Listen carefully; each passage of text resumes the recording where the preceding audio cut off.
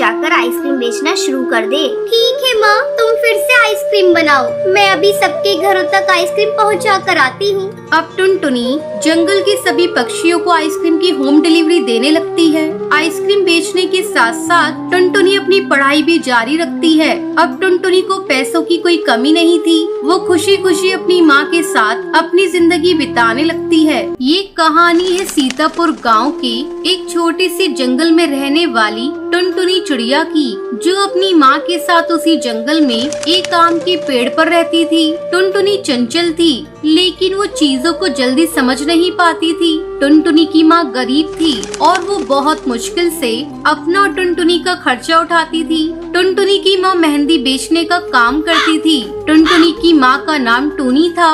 एक दिन जब टुनटुनी अपनी सहेलियों के साथ खेल रही थी, तब एक सहेली पिंकी चिड़िया ने टुनटुनी से कहा, सुन टुनटुनी, हम सब मेहंदी सीखने जाएंगे, तू भी चल हमारे साथ। नहीं, मैं नहीं जा सकती।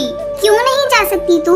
क्योंकि मेरी माँ के पास इतने पैसे नहीं है। ये कहते हुए टुनटुनी चिड़िया की आंखें भर आई थी। तभी एक दूसरी सहेली ने टुनटुनी से कहा, टुनटुनी, तू नहीं जा सकती तो कोई बात नहीं। अगले दिन टुनटुनी की सारी सहेलियां मेहंदी सीखने के लिए चली गयी। जब टुनटुनी की माँ अपने घोंसले में पहुँची तो उसने जो देखा वो देखकर उसे बहुत दुख हुआ। टूनी चिड़िया टुनटुनी को रोता देखकर घबरा जाती है और उससे पूछती है, क्या हुआ टुनटुनी? पहले टुनटुनी कुछ नहीं कहती, फिर माँ के बहुत पूछने पर वो अपनी सहेलियों के साथ हुई बात के बारे में बताती है। टुनटुनी अपनी माँ से कहती है, माँ, हम इतने गरीब क्यों हैं?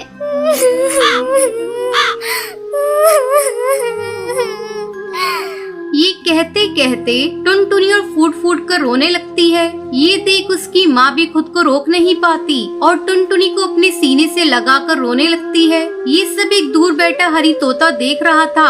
हरी तोता टूनी चिड़िया के पास गया। हरी तोते ने टूनी चिड़िया से पूछा, क्या हुआ टूनी बहन?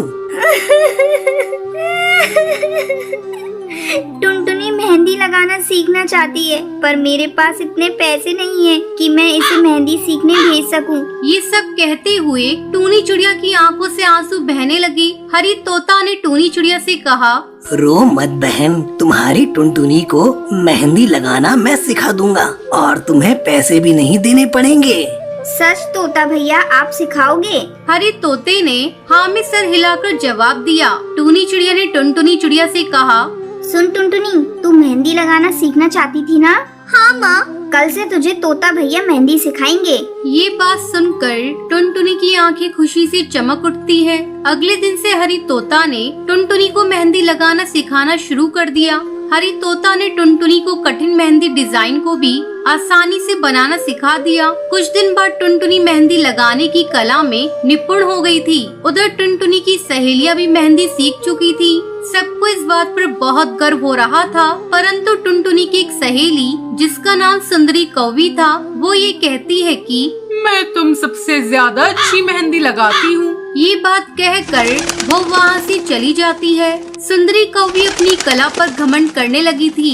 इधर टुनटुनी ने जंगल की दूसरी चिड़ियाओं को मेहंदी लगाना शुरू कर दिया था और पक्षियों को उसकी लगाई मेहंदी बहुत पसंद भी आती थी। टुनटुनी चिड़िया मेहंदी लगाने के लिए धीरे धीरे प्रसिद्ध होने लगी और अब उसे मेहंदी लगाने के पैसे मिलने लगे थे, जिससे उनकी गरीबी काफी हद तक दूर हो गई थी। टुनटुनी और उसकी माँ इस बात को लेकर बहुत खुश थे। जब इस बात का पता टुनटुनी की सहेलियों को चला तो उससे मिलने के लिए गई। टुनटुनी अपनी सहेलियों से मिलकर बहुत खुश हुई, परंतु सुंदरी कौवी को टुनटुनी की इतनी तारीफ पसंद नहीं आई। सुंदरी कौवी चिड़ियाओं के सरदार कड़कनाथ सेठ की बेटी थी। सुंदरी कौवी ने सरदार से कहा, पिताजी, क्यों न इस बार जंगल में मेहंदी प्रतियोगिता रखी जाए। इससे ये पता चल जाएगा कि इस जंगल में सबसे अच्छी मेहंदी कौन लगाता है।